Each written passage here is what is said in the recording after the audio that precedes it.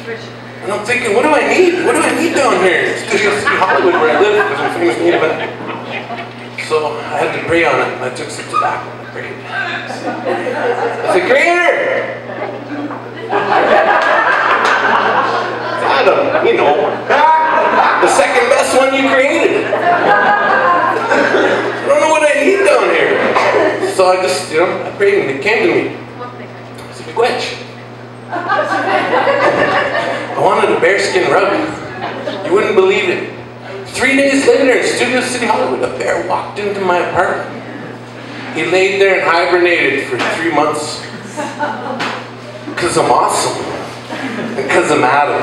Alright, that's it for me, ladies and gentlemen. Thank you for sitting through that.